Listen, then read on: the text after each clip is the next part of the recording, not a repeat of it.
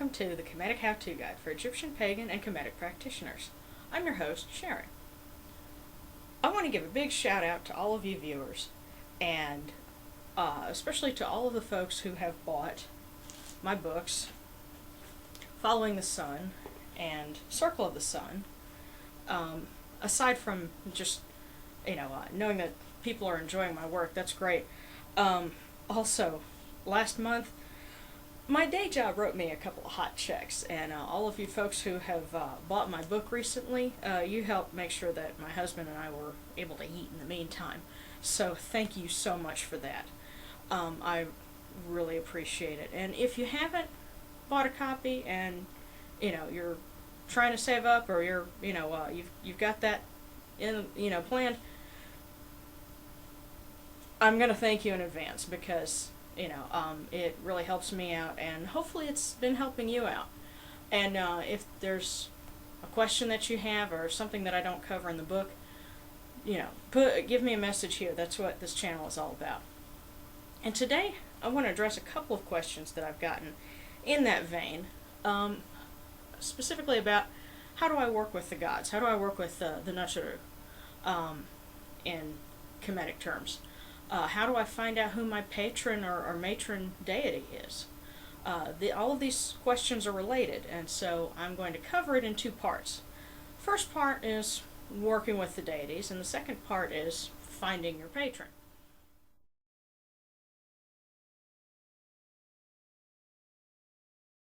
Part 1, working with the deities. Doing this basically is developing your psychic gifts, your ability to hear the spiritual world. Because of that, there's a couple of things that you need to remember. First is, everyone is different. Your gifts are not going to be like anyone else's, because each person is different, and each one of us has a different role to fulfill in the world around us. Some people, their gifts are more towards healing, more towards creativity, more towards being a protector. There are many different kinds of psychic gifts, and as you learn to develop them, you're developing yourself as a person. So, patience. It's going to take time. There are different ways that you can perceive the spiritual world, and that you can get messages from the deities. There are a lot of people who've been contacted or have encountered deities in dreams, and that's one of the things that people often think of first. But not everybody gets messages through their dreams. There's only been one time that I can think of that I've actually had direct contact with a deity in a dream. Most of the time when I dream, it's almost like my brain decided to go through the file folder and throw out a bunch of useless information. Meanwhile, my husband has dreams that are a plot with a beginning, middle, and end, and he tells me about it the next day, and I'm like, you make me sick. I wish I could write things this good. So not everybody is going to get direct information from a dream. The quality of your sleep can also be an influence on that. If you're not getting good sleep and giving yourself enough time to dream, you're not going to get a whole lot of messages from deities that way. Another common way of working with the spiritual world is through meditation. But the thing you've got to remember is meditation is a skill. You can't just sit down and immediately, fold your legs up in the lotus position, which it takes a lot of flexibility anyway, and perceive nothingness. That's only one form of meditation, by the way, and there's a lot of different kinds, and all of them take practice. I talk a little bit about different types of meditation in my first book, Following the Sun, but that's just talking about different types. The only way you can really learn it is to do it, to practice it. And by the way, you can buy little Zen gardens. It's like some rocks with a little rake. What you have to keep in mind is it's not just staring at something pretty that is the meditation, it's also the act of doing it. The Japanese Zen Buddhist monks that maintain these big gardens in Japan, They spend all day doing this because it's a repetitive motion, and that puts them in an altered state of consciousness. You never know what you might, get if you're, doing something like that. So try going out and raking your yard. Or rake my yard this fall. That would really help. Uh, Another thing that can help is learning to interpret signs. And especially if you learn about the different deities, a lot of different Egyptian Netjeru had animals or other things that were sacred to them. One example would be hawks. Those are sacred to Horus and to Ra. Jehuti, if you remember, his emblem bird is an ibis. Here in the New World, I don't know if there are any native ibis species, but there are great blue herons and cranes. If you tend to see a lot of those, maybe that's Jehuti. Or of course cats, messengers of Bast, and so on. Natural phenomenon, could be another one. Storms associated with Set, and so on. Another way of interpreting the spiritual world, getting impressions from them, is through spontaneous thoughts, feelings, what we would commonly call imagination. The best way to describe this is something that a screenwriter explained to me. He said if you're writing for a character, if you're writing a story, and a character's line just pops into your head like they said it, and you wonder, well, where did that come from? As he explained to me, that's the character telling you what their line should be. Now let's put that in the context of working with the spiritual world, working with deities. If you hear something out of nowhere, something pops into your head like that, it could be somebody trying to tell you something.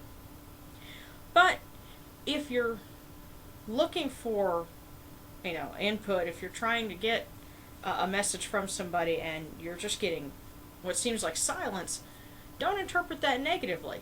That could be the gods letting you figure out an answer for yourself. If you keep asking them about something and they don't say anything, it could be because they figure you already know the answer is and they're just giving you time to figure it out. Remember, the Egyptians love mystery, and they're not always going to give you a straight answer. One way of contacting the spirit world that is used in ritual is channeling, and that's what I'm explaining it as. In Wicca, it's known as drawing down the moon or drawing down the sun. Certain Kemetic groups use a ritual which they call sack, and that is where a deity channels into the person, and others will interact with them. But I would caution on that one. Channeling is an extremely rare gift. It's a lot easier to learn to hear the spiritual world than it is to learn how to channel. I'm not even sure if that's something that really you can learn. Being ridden by the Loa, which is what they do in Voodoo, people who do that generally take years to study that under a master. It's not something that you can just practice a few times and do. And there's another potential pitfall of that, aside from the fact that you could have somebody who says they're channeling something, they could just be faking it. That's happened before too. But even if you did happen to know somebody who could channel, if you go to them all the time, you're not developing your own gift, your own ability to hear. You're relying on somebody else at that point. And you also run the risk of having bleed over. You've got an entity and they're coming through somebody, and you could be getting some bleed over from the person that's their vessel. And again, that's if you've managed to run into somebody who can legitimately channel. What I've noticed is that people who tend to do that also, it's almost like passing out, because they are suddenly not in their body and somebody else is. Like I said, it's very rare, so that's not something that I would recommend you go out and look for. As you try to develop your own gifts, remember self-betterment will, and I'm not talking just spiritual, I mean all around in your life. The more you better yourself as a person, the better your gifts will become. And I say this having been at a point of not knowing anything about it and, having to be taught. It just takes time, and if you, don't concentrate on, oh God, I've got to get to where I can, here. Almost treat that as an afterthought. To work on, getting other things in your life straight, and that will come. I was told you develop gifts as you need them. So, it's not popular advice, but really it's the best way to go.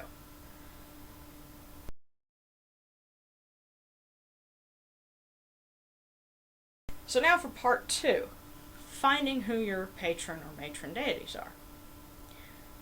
There's no right or wrong answer for that. Yes, you might have somebody that, a deity that you're going to have a connection with, but if that's not the first one you start out with, it's okay.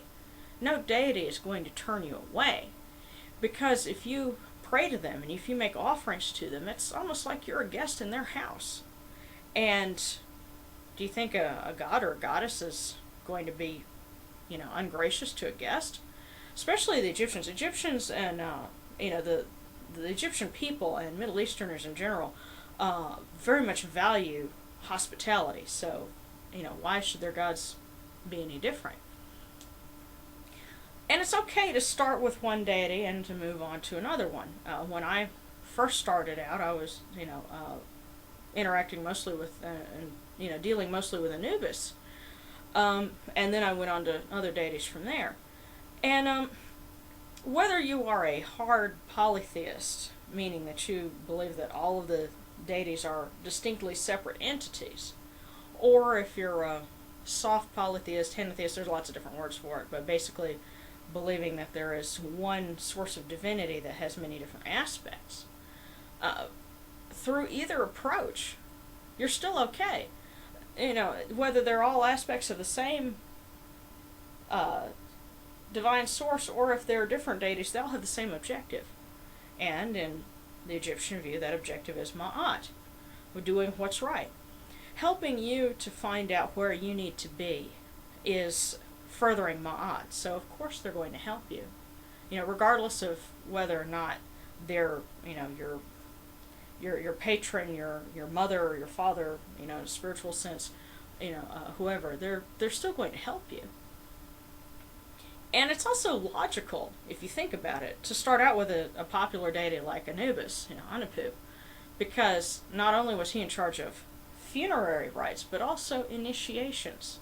Again, think of the funeral as a person who died, that their initiation into, eternal life, but also, your initiation into Egyptian paganism. If you start out with Anubis, that would make sense. So it's starting out with someone like Bast or like Isis. Bast and Isis, or Aset, were both very popular deities in Roman times. That was the end of the pagan era. So if you think about it, they're just kind of picking up where they left off. And so it's only natural that they find a lot of followers among modern pagans. So, in closing, developing your own relationships with the Netjeru is part of your own path and your own life lessons. No one else has the same experiences that you do, or needs to learn the same lessons. So that's why I don't tell people, I don't give any input on who someone's patron or matron is. That's for you to find out. And it's okay to ask the gods for help, because if they can't connect with you, you're going to have a hard time worshiping them. So it's in their interest to be able to find a way to connect with you and get across to you, so that you're better able to worship them. It's a mutual benefit. And that's one of the cornerstones of Egyptian religion, if you think about it. Because the Netjeru has given to us, and we offer in return to them, and we help them to help us. So hopefully this will help you, with your own Egyptian pagan or Kemetic practice. So for the Kemetic How-To Guide, this is Sharon wishing you Senebti and Happy Egyptian New Year.